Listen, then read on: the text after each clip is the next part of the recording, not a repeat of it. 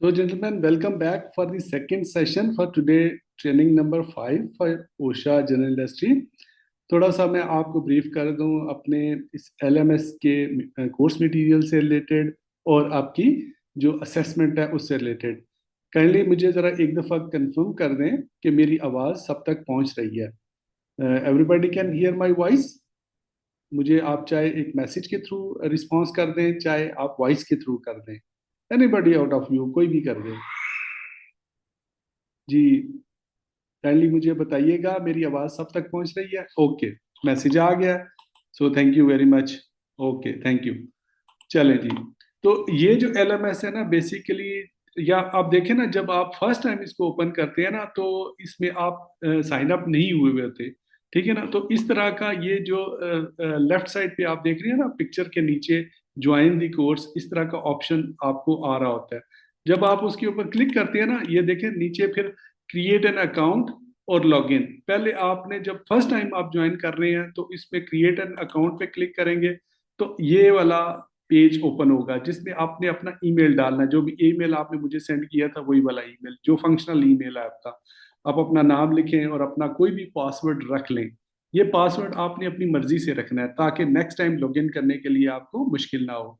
आप कोई भी आसान सा पासवर्ड रख लें जो आपको याद रहे। ठीक है ना। तो इस तरह आप इसके अंदर साइन अप कर लेंगे सिस्टम के अंदर। उसके बाद फिर आप जो है वो अपने कोर्स में इन हो जाएंगे और सारा कोर्स मटेरियल आप एक्सेस कर सकते हैं इजीली। अब आप देखें यहाँ पे जो पहला हमारा सेगमेंट है ये लर्निंग का है, जिसमें हमने 7 मॉड्यूल्स लर्निंग करनी है। इसके बाद मॉड्यूल 1 है, उसके अंदर ये जो सेशन 1 है, जो हमारी क्लास 1 का सेशन 1 हुआ था उसकी रिकॉर्डिंग है। सेशन 2 की रिकॉर्डिंग पड़ी हुई है, सेशन 3 की, और इसके अलावा प्रेजेंटेशन भी पड़ी हुई है। तो आप ये एनी टाइम इसको एक्सेस कर सकते हैं और इसको रिव्यू कर सकते हैं। इसी तरह एक हमारा एंड पे जो है नॉलेज एप्लीकेशन वाला जो ऑप्शन है, इसमें आपकी जितनी भी टेस्टिंग है वो यहाँ पे मतलब होगी। आप के एग्जाम्स, आपकी एवेल्युएशन, जैसे कि ये आपने अटेंड किया है ये क्विज। अब ये देखें लेफ्ट साइड राइट साइड पे आप देखें ये 10 XP येलो कलर में आ रहा है। इसका मतलब है कि अगर आपने 10 के 10 क्वेश्चन ठीक किए हैं तो ये 10 XP आएगा। अगर 5 ठीक किए हैं तो 5 XP आएगा। ये पॉइंट्स होते हैं, इन पॉइंट्स की बेस के ऊपर आपको रैंक मिलते हैं यहाँ पे। ठीक है। इसी तरह ये डिस्कशन का टॉपिक है। जब आप इसको डिस्कशन वाले को पॉइंट को क्लिक करेंगे तो ये वाली विंडो ओपन हो जाएगी। ठीक है ना। इसको आप फुल स्क्रीन भी कर सकते हैं। यहाँ से फुल स्क्रीन करके देखेंगे तो ये डॉक्यूमेंट आपके सामने आएगा। आप यहाँ से जूम इन जूम आउट कर सकते हैं आप इसको। इसके अलावा यहाँ से आप पेज फॉरवर्ड कर सकते हैं। ये एक बटन नजर आ रहा है, यहाँ से आप ये डॉक्यूमेंट डाउनलोड भी कर सकते हैं अगर आप चाहें तो। ठीक है जी। तो इस तरह आप इस कोर्स को मतलब इस लर्निंग मैनेजमेंट सिस्टम से फायदा उठा सकते हैं। इसके अलावा इसमें यहाँ पे ऐड रिव्यू का ऑप्शन आ रहा होगा, आप अपना रिव्यू भी ऐड कर सकते हैं। फोरम, फोरम एक बड़ा यूजफुल एक्टिविटी है। जब आप साइन अप हुए हुए होंगे तो फिर आप ऑटोमेटिकली फोरम के अंदर इन हो जाएंगे। तो अब मैं सिर्फ आपको बता देता हूँ, जैसे मिसाल के तौर पे कुछ पीपल्स हैं, ये देखें, ये जो ऑलरेडी इस सिस्टम में मौजूद हैं, उनके फिर जूं जूं वो रैंक अप होते हैं तो उनकी पोजीशन डिक्लेयर होती हैं। जैसे ये मोहम्मद नवाज है, इन्होंने अभी तक 55 पॉइंट्स अचीव किए हैं, 4 बैच अचीव किए हैं, एक सर्टिफिकेशन अचीव की है। तो ये फर्स्ट रैंक पे आ रहे हैं। ठीक है ना। इसी तरह मतलब आप भी अपना यहाँ पे रैंक्स जो है उसको डिटरमिन कर सकते हैं। इस मतलब है कि इसके अंदर सिस्टम के अंदर रहते हुए आप अपनी प्रोफाइल में अपनी पिक्चर लगा सकते हैं। ठीक है। और इस तरह आप एक प्रॉपर इस फोरम का हिस्सा बने रह सकते हैं। और बहुत सारे कोर्सेज आगे भी मजीद इसमें आ रहे हैं, इंटरनेशनल स्टैंडर्ड के इंशाल्लाह कोर्सेज इसमें मजीद आ रहे हैं। आप उसमें चाहे कुछ ऐसे हैं जो सिर्फ नॉलेज के लिए हैं, कुछ ऐसे हैं जिनकी सर्टिफिकेशन भी मौजूद हैं। ठीक है। कुछ ऐसे हैं जो फ्री में होंगे, कुछ ऐसे हैं जिनकी कोई कॉस्ट भी होगी वहाँ पे मिनिमम।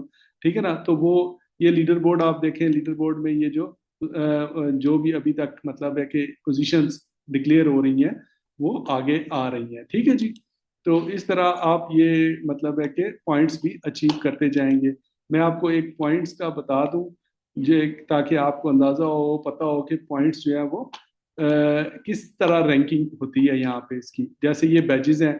आप ये देखें, ये आपके रैंक्स हैं। अगर आपने 1 पॉइंट अचीव किया है तो आप न्यूबी का स्टेटस मिलेगा आपको। अगर 100 पॉइंट्स आपने अचीव कर लिए तो स्टूडेंट का। और अगर आपने 500 पॉइंट्स अचीव किए तो बैचलर का। और इस तरह 2000 पॉइंट्स अचीव कर लिए तो मास्टर्स का। और अगर 10,000 पॉइंट्स आपने अचीव किए तो डॉक्टर का स्टेटस आपको रैंक मिलेगा यहाँ पे इस वेबसाइट पे, आप इस एलएमएस के अंदर। ठीक है जी।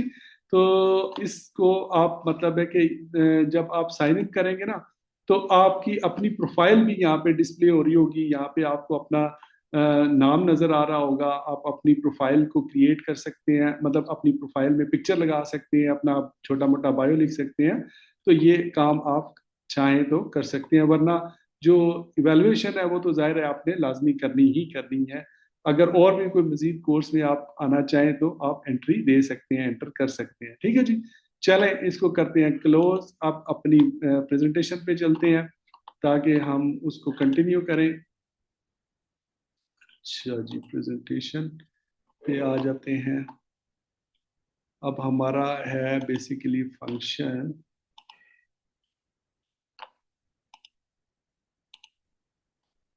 लॉग आउट टैग आउट का। ठीक है जी, इसके ऊपर हमने करना है डिस्कस। जो पिछला हमारा सेशन था उसमें हमने मशीन्स के बारे में डिस्कस किया। मशीन्स होती क्या है, कि ये मैकेनिकल एनर्जी को हमारे लिए कोई यूजफुल चीज में बना के देती हैं, जिससे फिर हम फायदा उठाते हैं। ठीक है जी। और उसके बाद अब हम लॉकआउट टैगआउट की बात कर लेते हैं। बेसिकली आप पिक्चर्स में देख सकते हैं, सॉरी मैं साथ एक चाय का कप ले रहा हूँ तो आपको शायद मेरी आवाज में इस तरह की चीज नजर आ रही होगी। तो एनीवेज, आप भी इंजॉय करें लर्निंग को, मतलब बर्डन ना समझें। चाय पीनी है आप साथ कप रख लें, इजी हो के कोई चीज लेनी है आप मतलब ले सकते हैं। तो इसमें ये होता है कि आप एक दफा रिफ्रेश हो जाते हैं। ठीक है, बर्डन नहीं समझते स्टडी को।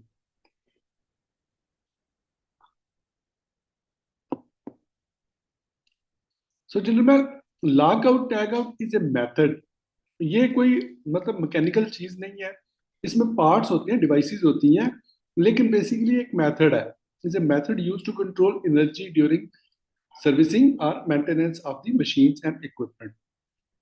जैसे हमने पीछे भी डिस्कस किया कि मशीन्स, हर किस्म की जो मशीन्स होती हैं वो एनर्जी लेके ही चलती हैं।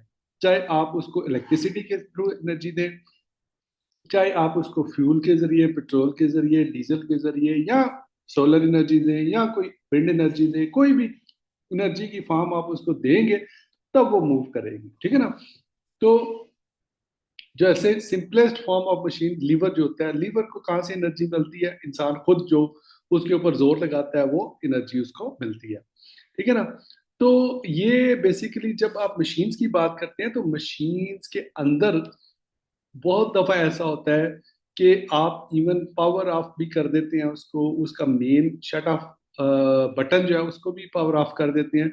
इसके बावजूद उसके अंदर एक्सीडेंटल जो प्रिजर्व एनर्जी होती है उसके अंदर मौजूद होती है। बस का तो ऐसा होता है कि आपने प्लांट बंद कर दिया मुकम्मल, ठीक है, और फिर अचानक वहां पे मेंटेनेंस की टीम गई है तो पता चला कि मशीन के जो है वो रूलर चलने शुरू हो गए अचानक। वो जो प्रिजर्व एनर्जी उसके अंदर बच जाती है, रह जाती है, उसको, उससे बचने के लिए या उसकी सेफ्टी के लिए ये लॉकआउट टैगआउट का मेथड यूज होता है। Its goal is to prevent the release of the stored energy during servicing और मेंटेनेंस। जब आप किसी भी मशीन को या उसके पार्ट को या एक कंपार्टमेंट को लॉकआउट टैग आउट कर देते हैं, इस तरह का लॉक लगा देते हैं, साथ एक टैग लगा देते हैं। आप लेफ्ट साइड पे पिक्चर देखें तो एक लॉक नजर आ रहा है रेड कलर का, और साथ ही एक टैग भी नजर आ रहा है। ठीक है ना। तो ये एक वार्निंग साइन होती है बेसिकली उन लोगों के लिए जो नए वहां पे आए हैं। वो देखते हैं जब ये लॉकआउट है तो इसका मतलब है इस मशीन को ओपन नहीं करना। हम्म?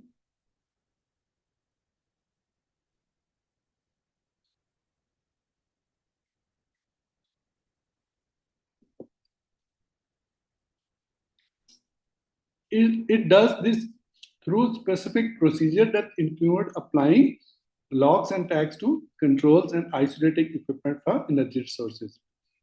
पर्पज इसका क्या है जी? Controlling hazardous energy during maintenance. When it is required, lockout tagout procedures are required whenever you must remove or bypass a machine guard or other safety devices and place any part of your body where you could be caught by moving machines. अब देखिए, पहले हमने discuss किया machine guards के ऊपर, लेकिन हम उसमें पढ़ा कि जी मशीन गार्ड्स को रिमूव नहीं करना चाहिए एज पर सेफ प्रैक्टिस।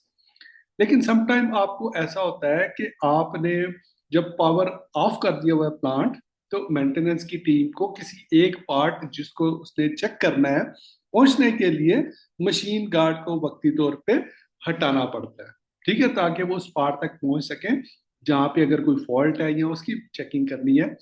तो वो जब आप आर्जी तौर पे मशीन गार्ड को हटाते हैं, तो वहां पे ये लॉकआउट टैग आउट को यूज किया जाता है एज ए सेफ मेथड, ताकि कोई अनऑथोराइज बंदा, मसलन एक मेंटेनेंस की टीम काम कर रही है, उन्होंने एक गार्ड हटाया हुआ है मशीन का, लेकिन उस मशीन के साथ टैग आउट कर दिया, उसको लॉक कर दिया, तो इसका मतलब है कि कोई बंदा अगर अनऑथोराइज अननोन वहां पे आ जाए और वो देखे जी पार्ट तो हटा हुआ है, तो मैं अंदर चला जाऊं और काम करके आ जाऊं, तो वो नहीं जा सकेगा, क्योंकि वो पूरा जो मशीन का पार्ट है वो टैग आउट हुआ हुआ है, लॉक आउट हुआ हुआ है। तो if you operate machinery, do not take shortcuts to unjam or fix a machine when in doubt lockout. ठीक है जी, लॉकआउट का जो ओशा का जो स्टैंडर्ड है, उसका लिंक भी आपको मैंने यहाँ पे दिया हुआ है, आप इसको क्लिक करके लिंक को स्टडी कर सकते हैं। अब हम देखते हैं जी कि लॉकआउट टैग आउट की डिवाइसेस कौन कौन सी होती हैं।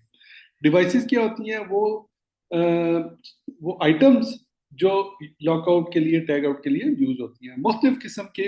अब देखिए ओशा का स्टैंडर्ड जब आप स्टडी करेंगे आपको पता चलेगा कि इसमें लॉक किस किस्म के होते हैं, इसमें जो टैग है वो टैग किस किस्म के होते हैं, किस तरह की मशीन के ऊपर कौन सा लॉक इस्तेमाल करना चाहिए, किस तरह की मशीन के ऊपर कौन सा टैग इस्तेमाल करना चाहिए, उनके अंदर जो प्लास्टिक यूज होती है, लोहा यूज होता है, वो सारी स्पेसिफिकेशन आपको स्टैंडर्ड के अंदर मिल जाएगी। ठीक है जी, लॉक्स होते हैं, इसमें टैग्स होते हैं, keys provided by employ.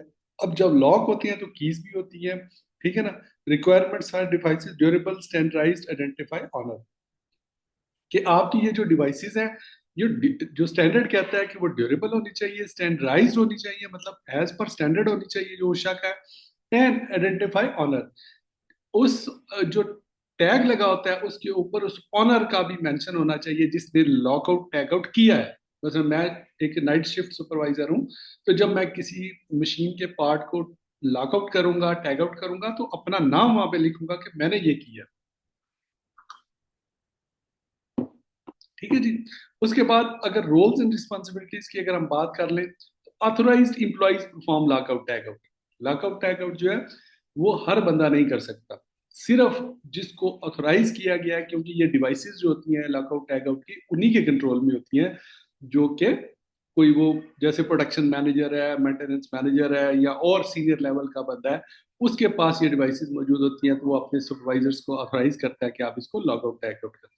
Affected employees notified, ठीक है ना। मतलब जहां पे आप लॉकआउट और टैग आउट कर रहे हैं, उस डिपार्टमेंट के जो भी एम्प्लॉयज हैं उनको इन्फॉर्म करें कि फलां मशीन का फलां पार्ट हमने लॉकआउट किया हुआ है, उधर ना जाएं। ठीक है, एम्प्लॉयर्स रिस्पॉन्सिबिलिटी, एम्प्लॉयर्स की रिस्पॉन्सिबिलिटी क्या है कि ये डिवाइसेस प्रोवाइड करना लॉकआउट टैग आउट की, ठीक है ना, और उनकी ट्रेनिंग प्रोवाइड करना अपने वर्कर्स को, अपने लोगों को। आप चूंकि हेल्थ एंड सेफ्टी के प्रोफेशनल हैं, तो लॉकआउट टैग आउट की ऑलरेडी ट्रेनिंग आपके पास होगी, मौजूद होगी। आपका काम अपने वर्कर्स को ये ट्रेनिंग आगे जाके प्रोवाइड करना, ताकि उनको पता हो कि लॉकआउट टैग आउट का मतलब क्या होता है। तो लॉकआउट टैग आउट जो है ये एक प्रॉपर प्लान के तहत परफॉर्म होता है, ठीक है ना। इस प्लानिंग में आप जो चीजें शामिल करती हैं, like only authorize employees who can have the authorized devices and perform this lockout tagout process। ठीक है, लॉकआउट टैगआउट का एक प्रोसीजर बना होता है हर कंपनी के अंदर, जो वहाँ पे बड़ी बड़ी मशीन्स होती हैं जहाँ पे लॉकआउट टैगआउट फंक्शन कर रहा होता है सिस्टम, वहाँ पे ये प्रोसीजर जरूर मौजूद होता है और उसके मुताबिक आपने काम करना होता है। आइडेंटिफाई ऑल एनर्जी सोर्सेज, ठीक है ना। प्लानिंग में आप देखें कि जब आप जिस मशीन को लॉग आउट टैग आउट कर रहे हैं उसमें एनर्जी किस किस्म की आप यूज कर रहे हैं। बाज़ का एक मशीन के लिए दो एनर्जी सोर्सेज भी हो सकते हैं। मतलब वो गैस पे भी चल रही है, वो फ्यूल पे भी चल रही है, ठीक है ना। कभी वो गैस पे चलती है, कभी फ्यूल पे। तो वो तमाम जो उसके सोर्सेज ऑफ एनर्जी हैं उनको आइडेंटिफाई करें। चेक रिटर्न प्लान प्रोसीजर, जैसे मैंने आपको बताया कि बिफोर परफॉर्मिंग लॉकआउट एक्टिविटी आप जो रिटर्न प्रोसीजर है अपनी कंपनी का उसको जहन में रखें। गैदर नेसेसरी इंफॉर्मेशन, उससे रिलेटेड लॉकआउट टैग आउट से रिलेटेड, मतलब कौन सी शिफ्ट में है, वहाँ पे सुपरवाइजर इंचार्ज कौन है, मेंटेनेंस का कितने लोग हैं उस डिपार्टमेंट के अंदर, कौन सी मशीन के ऊपर आप ये टैगिंग कर रहे हैं, वो सारी बेसिक इंफॉर्मेशन आपके पता होना चाहिए। ठीक है जी, प्रोसीजर में यही चीजें शामिल है जी। नोटिफाई करें अफेक्टेड एम्प्लॉयज को, मतलब अगर आप मेंटेनेंस डिपार्टमेंट के अंदर किसी मशीन को आपने लॉकआउट टैग आउट किया तो उसका नोटिफिकेशन आप उस डिपार्टमेंट के लोगों को पहुंचाएं। शट डाउन इक्विपमेंट, इक्विपमेंट को शट डाउन कर दें। आइसोलेट ऑल एनर्जी सोर्सेज, जितने भी एनर्जी के सोर्सेज हैं उनको सिर्फ बटन बंद करना जरूरी नहीं है। मतलब अगर आपने वहां पे कोई गैस के सिलेंडर लगाए हुए जिसके जरिए एनर्जी उस मशीन को पहुंच रही है, तो आप उनका जो है ना वो सिर्फ ऊपर से लीवर ऑफ कर दें, ये काफी नहीं है, ठीक है ना। आपने आइसोलेट करना है उस, जब आपने वहां पे मेंटेनेंस करनी है, जब आपको आपने अंदर एंटर करना है आपकी मेंटेनेंस टीम ने, तो आपको सिर्फ उसको लीवर को ऑफ करना जरूरी नहीं है या बटन को ऑफ करना जरूरी नहीं है। आप उसको आइसोलेट करें। आइसोलेट में और ऑफ करने में फर्क होता है, ठीक है ना। यानी आप डिस्कनेक्ट कर दें वहां पे एनर्जी के जितने भी सोर्सेज हैं उनको मुकम्मल तौर पे डिस्कनेक्ट कर दें, ताकि कोई एक्सीडेंटल चांस भी ना हो कि कोई एनर्जी वहां पे हो और उसकी वजह से वो मशीन चल पड़े जब लोग मेंटेनेंस कर रहे हैं। Apply logs and tags properly, log out tag out proper करें, जिस तरह प्रोसीजर में लिखा हुआ है उसके मुताबिक परफॉर्म करें। अच्छा जी।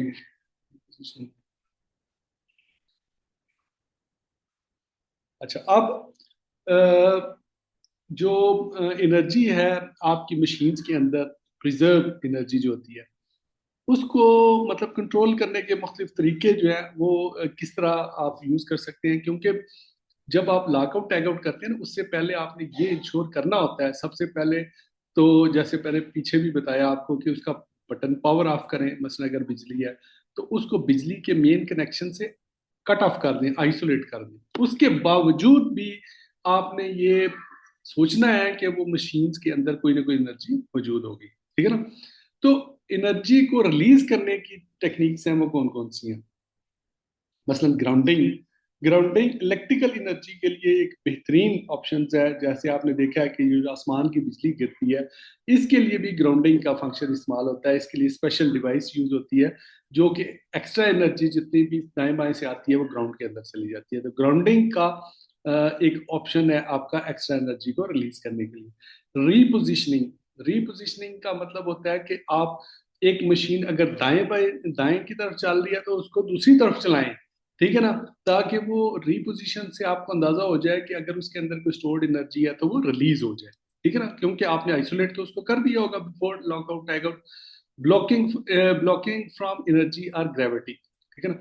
बाज का ऐसा भी होता है कि आपकी मशीन ग्रेविटी क्या होती है, ग्रेविटी मीन्स कि जैसे स्लोप होती है, ठीक है ना। आपकी मशीन जैसे कोई ट्रक है, ट्राला है या गाड़ी है, वो अगर किसी स्लोप पे खड़े हैं, ठीक है ना, अब उसके अंदर आपने फर्ज करेंगे उसके अंदर फ्यूल भी सारा कट ऑफ कर दिया है, उसके अंदर आपने ब्रेक भी अप्लाई कर दी है, सारा कुछ कर दिया आपने, इसके बावजूद अगर वो स्लोप पे खड़ी है मशीन या वो जो भी गाड़ी है, तो उस पे जो जो ग्रेविएशनल पुल है उसकी वजह से उसकी मूवमेंट हो सकती है। तो उसको भी ब्लॉक करें, उसकी ग्रेविटी को कंट्रोल करें, उसके नीचे कोई पत्थर वत्थर रखें या कुछ भी करें, या उसको किसी रस्से से बांधें या कुछ भी, या उसको किसी प्लेन जगह पे खड़ी करें ताकि वो ग्रेविटी का जो है ग्रेविएशनल पुल की वजह से जो एनर्जी उसको मिलनी है वो ना मिल सके।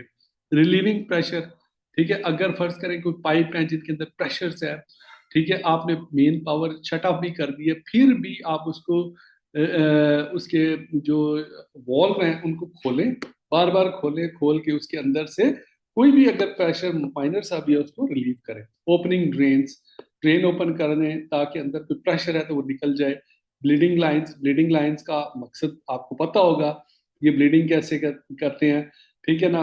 मतलब आप अगर फर्ज करेंगे जैसे कोई पाइप है, उनके अंदर कोई प्रेशर मौजूद है, कोई गैस है या किस टाइप की चीज है, उसके अंदर पुश बटन लगी होती है, आप उसको बार बार बार बार प्रेस करते हैं ताकि वो ब्लीड हो जाए, और ब्लीड होके उसके अंदर कोई किसी किस्म की भी कोई एनर्जी जो मौजूद है वो रिलीज हो जाए। तो इस तरह एनर्जी को रिलीज करके आप उस मशीन को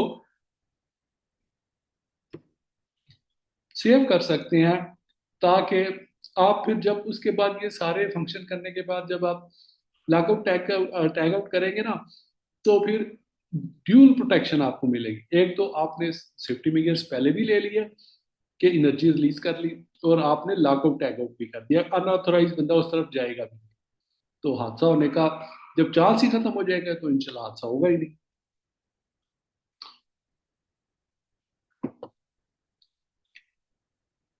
वेरीफाइंग आइसोलेशन, आपने अगर किसी मशीन को फर्ज करें गैस की एनर्जी दी जा रही है, और गैस के कोई मेन गैस सप्लाई का पाइप लगा है उसके साथ, आपने उससे सप्लाई उसकी कट ऑफ कर दी है, ठीक है ना, और लेकिन आपने उसको ड्यूल वेरीफाई करना है, अटेम्प्ट नॉर्मल स्टार्टअप प्रोसीजर, ठीक है ना।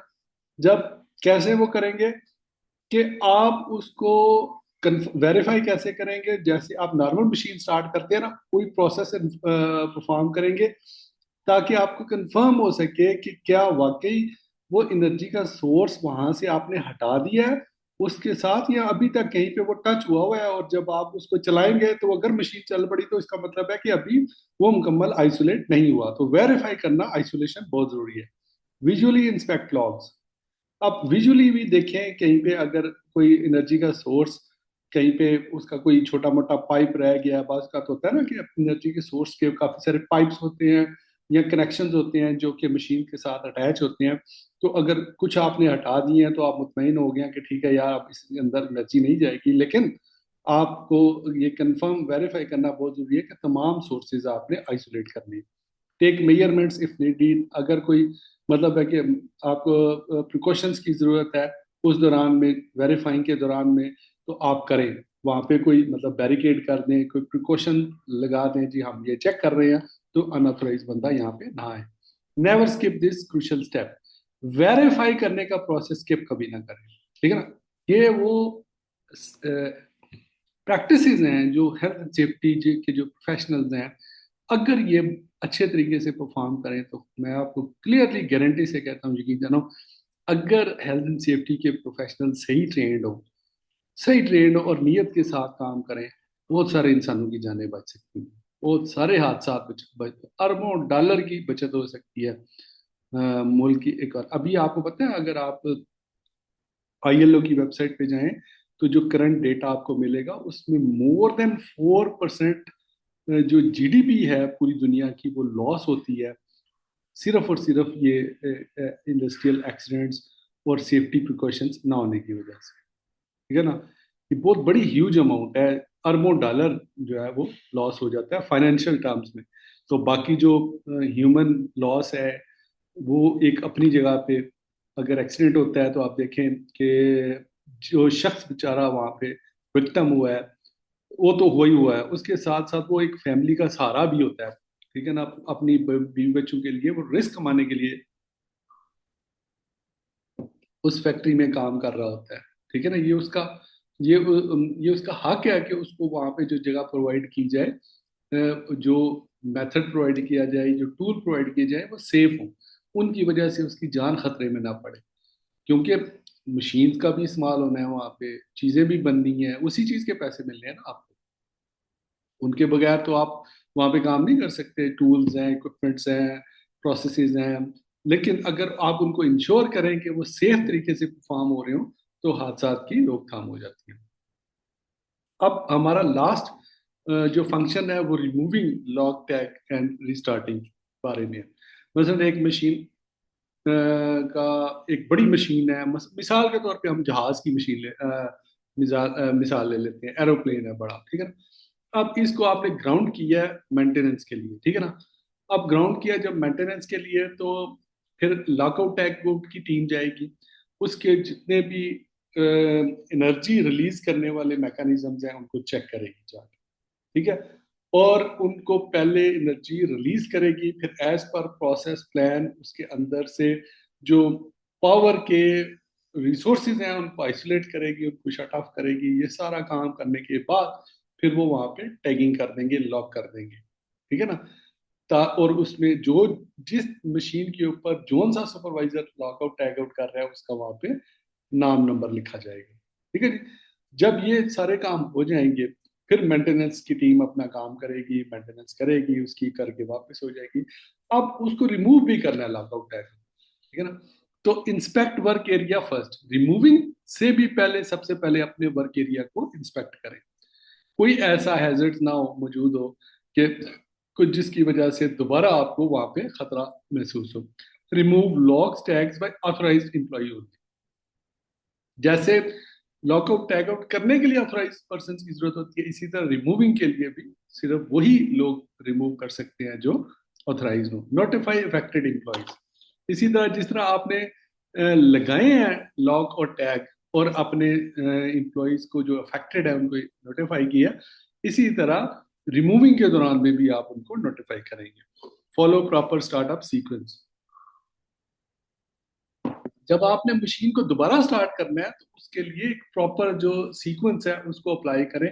ना कि एकदम से आप बंदे अंदर काम कर रहे हैं, लॉक टैग आउट हटा रहे हैं और साथ ही आप पावर बटन ऑन कर दें और पता चले वहां पे कोई और ही मसला बना, ठीक है जी। तो इस तरह लॉकआउट टैग आउट का पूरा प्रोसेस जो है वो मुकम्मल हो जाता है। This is the second segment, lockout tag out, और ये हमने मुकम्मल कर लिया है। तो तीसरा जो हमारा सेगमेंट है कन्फाइंड स्पेस का, मेरा दिल है कि उसको हम नेक्स्ट सेशन पे रखें ताकि आप लोग फ्रेश भी हों और उसको फिर हम उसी सेशन के अंदर कंप्लीट कर लेंगे। यहाँ तक किसी का कोई सवाल, किसी के जेहन में कोई पॉइंट हो मशीन या उनके गार्ड से रिलेटेड या लॉकआउट टैग आउट से रिलेटेड, कोई किसी किस्म का क्वेश्चन, ये बड़े इंपॉर्टेंट फंक्शंस हैं जो कि आपकी इंडस्ट्री के अंदर यूज हो रहे होते हैं।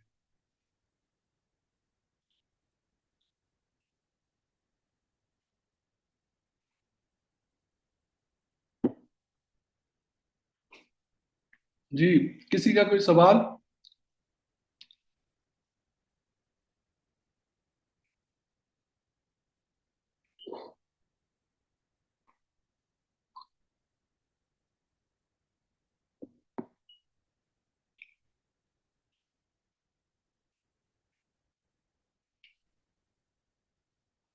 यार टॉपिक तो हमने क्लियर कर लिया आज। ये तो चाय पी लेते हैं फिर, आप लोग भी चाय चाय का कप पी लें, हाँ? आवाज आ रही है आप तक, मेरी पहुंच रही है, सुन रहे हैं ना आप लोग?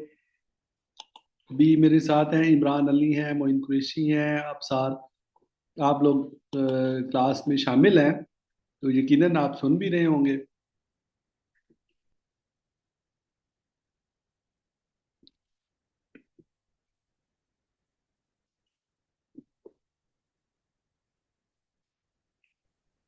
चलें, अगर आपका क्वेश्चन नहीं है तो मैं इस क्लास को ऑफ कर रहा हूँ और फिर इंशाल्लाह 7 मिनट्स की ब्रेक के बाद हम अपने थर्ड सेशन के लिए आ जाएंगे इंशाल्लाह, ठीक है। ठीक है।